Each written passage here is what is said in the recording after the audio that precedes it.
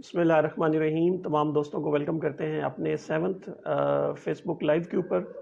और आज Facebook live का और जो हमारा ये इनफॉर्मल सा सेशन है, ये कंडक्ट करने का मकसद जो है बेसिकली वो ये है कि आज हम डिस्कस करेंगे कि रिसेंटली एफबीआर ने एक एसआरओ जारी किया, सेल्स टैक्स का एसआरओ 51। अब इस एसआरओ के अंदर जो है बेसिकली एफबीआर ने दो सेल्स टैक्स के जो रूल्स हैं वो मज़ीद इंसर्ट किए हैं। जो 11th हमारा रूल है सेल्स टैक्स का, डी रजिस्ट्रेशन को जो डील करता है उसके अंदर। अब देखा जाए तो एक तरह से एफबीआर ने जो भी बंदा सेल्स टैक्स के अंदर रजिस्टर हो गया था, वो खुद हुआ था या एफबीआर ने ज़बरदस्ती उसको रजिस्टर किया था, उसके लिए उन्होंने दो आसानियां पैदा की हैं। पहली आसानी तो उन्होंने ये की है कि उन्होंने ये दो रूल जो हैं ये ऐड किए हैं। जो रूल 11 है उसके अंदर सब रूल ऐड किए हैं, 2A एंड 2B। जो कि ये जो रूल है 11 ये डील करता है डी रजिस्ट्रेशन को। ऐसे तमाम मैटर्स अगर आप सेल्स टैक्स के अंदर खुद रजिस्टर हुए या आपको एफबीआर ने ज़बरदस्ती रजिस्टर किया होता है, तो आप अपने आप को डी रजिस्टर कैसे कर सकते हैं सेल्स टैक्स में से, ये रूल्स जो हैं बेसिकली उनको डील करते हैं। तो उनके अंदर जो अभी दो रिसेंट जो है नई एडिशंस की गई हैं, सब रूल 2 के बाद दो नए रूल 2A और 2B जो है वो इंट्रोड्यूस कराए गए हैं। 2A के अंदर उन्होंने सबसे बड़ी जो परेशानी है, ये सबसे बड़ा रिलीफ है, वो दिया है टैक्स पेयर्स को। और वो रिलीफ ये है कि जैसा कि आप जानते हैं कि जब आप डी रजिस्टर होने के लिए जाते थे, अनलेस अनटिल आपको एफबीआर जो है वो, पहली बात तो वो डी रजिस्टर करता नहीं था और कुछ अरसा तक आप उसी तरह ही लटके रहते थे। और जब तक आप लटके रहते थे आपके लिए ये मैंडेटरी था कि आप जो है वहाँ पे सेल्स टैक्स की जो रिटर्न्स हैं वो भी रेगुलरली वहाँ पे फाइल करते रहें।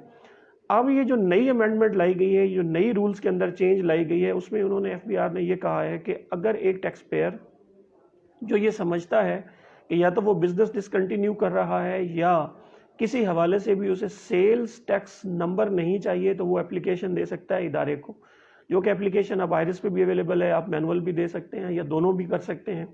तो जब आप एप्लीकेशन जो है वो लॉन्च कर देते हैं, उसके बाद जब तक उस एप्लीकेशन के ऊपर फैसला नहीं आ जाता या ऑफिसर जो है इस एप्लीकेशन को based on the reasons, based on the grounds जो है वो रिजेक्ट नहीं कर देता, तब तक आपका स्टेटस जो होगा वो सस्पेंडेड रहेगा। जब आपका स्टेटस सस्पेंडेड होगा तो आपके लिए ये मैंडेटरी नहीं होगा कि आप मंथली सेल्स टैक्स की रिटर्न्स जो हैं उनको फाइल करें।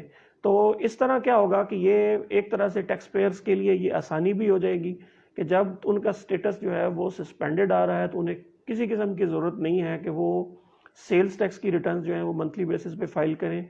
और एफबीआर उनसे किसी किस्म का जुर्माना जो है, जो नॉर्मली एफबीआर चार्ज करता है on the non filing of sales tax returns, वो भी नहीं ले सकेगा। दूसरी बड़ी इंपॉर्टेंट चेंज अगेन वो ये इंपॉर्टेंट चेंज आई है इसके अंदर, सेल्स टैक्स डी रजिस्ट्रेशन का जो प्रोसेस था उसमें ये होता था कि ऑफिसर नॉर्मली जब आप एप्लीकेशन देते थे तो आपसे पिछले 5 साल का वो सेल्स टैक्स का जो है वो ऑडिट मांग लेता था। वो ऑडिट जो है वो लेके बैठ जाता था और उसके बाद जो है वो डॉक्यूमेंट्स मंगवाता रहता था या उसको वो कंक्लूड ही नहीं करता था। तो आप चक्कर लगाते रहते थे, लेकिन वो कभी भी टैक्स पेयर को डी रजिस्ट्रेशन जो है वो इतनी आसानी से नहीं मिलती थी। अब इस नए रूल 2B के तहत जो है उन्होंने ये कहा है कि अगर आप एक टैक्स पेयर जो है वो एप्लीकेशन लॉन्च करता है कि मुझे सेल्स टैक्स से डी रजिस्टर कर दिया जाए, तो ऑफिसर जो है पहली बात तो रिटर्न में उसे नोटिस करेगा और उसमें जो भी डॉक्यूमेंट्स उससे मंगवाने हैं या जो भी वो मामलात पिछले देखना चाहता है डी रजिस्टर होने से पहले, वो उसे डॉक्यूमेंट्स मंगवाएगा। जब वो सारे डॉक्यूमेंट्स जो हैं वो टैक्स पेयर की तरफ से आ जाएंगे तो उसका इंदराज वो सिस्टम के अंदर करेगा कि इस डेट को इसने तमाम जो हमने इन्वाइसेस, पुराना रिकॉर्ड, स्टेटमेंट्स मंगवाई थी वो आ चुकी हैं। और जब वो ये इंदराज कर देगा उसके 90 दिन के अंदर अंदर उस टैक्स पेयर को डी रजिस्टर कर दिया जाएगा। तो ये मैं समझता हूँ ज़ाती तौर पे कि ये एफबीआर ने एक बहुत बड़ी रिलीफ दी है उन तमाम टैक्स पेयर्स के लिए जो या तो डिज़र्व नहीं करते थे या वो किसी वजह से क्राइटेरिया को मीट नहीं करते थे, या एफबीआर ने ज़बरदस्ती उन्हें सेल्स टैक्स के अंदर रजिस्टर कर दिया था। बट उन्होंने एप्लीकेशन भी दी एफबीआर को, लेकिन एफबीआर ने उसके बावजूद भी उन्हें डी रजिस्टर नहीं किया। मेरे पास ऐसे मुतअद्दिद केसेस हैं जिसमें हमने एप्लीकेशंस भी दी लेकिन आगे जो डिपार्टमेंट होता है वो बाज़ औक़ात या डिपार्टमेंट के जो ऑफिसर्स होते हैं वो उसको सीरियस नहीं ले रहे होते। तो अब इन्होंने कम से कम ये कह दिया है कि पहली बात, अगर हम इसको कंक्लूड करें अपनी डिस्कशन को, ये जो 2 अमेंडमेंट्स आई हैं उसमें पहली बात कि जब आप अप्लाई कर देंगे डी रजिस्ट्रेशन के लिए from the sales tax number, तो उस वक़्त आपको जब तक उस एप्लीकेशन के ऊपर फैसला नहीं आ जाता या आपकी एप्लीकेशन रिजेक्ट नहीं होती, आपका स्टेटस सस्पेंडेड रहेगा, आपको सेल्स टैक्स मंथली बेसिस पे फाइल करने की ज़रूरत नहीं है। दूसरा उन्होंने ये कहा है कि जब आप एप्लीकेशन देंगे तो अगर ऑफिसर को कोई रिकॉर्ड चाहिए होगा तो वो आपसे रिटर्न में मांगेगा। आप जब अपना रिकॉर्ड कंप्लीट कर देंगे तो वो सिस्टम के अंदर इंदराज करेगा और उसके 90 दिन के अंदर अंदर आपको ऑटोमेटिकली डी रजिस्टर कर दिया जाएगा। तो ये बेसिकली इस नई एसआरओ के तहत 2 चेंजेस लाई गई थी रूल्स के अंदर।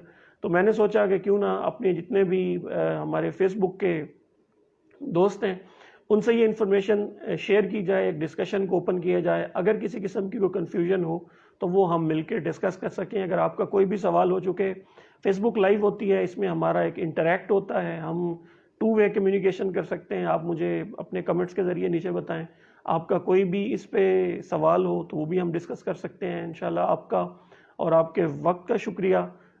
It's time to sign off. इंशाल्लाह नेक्स्ट फिर मिलते हैं अगली अपनी फेसबुक लाइव के अंदर किसी भी नई इन्फॉर्मेशन या लीगल जो चेंजेस हैं लॉ की उनके साथ। आपका और आपके वक्त का बहुत बहुत शुक्रिया।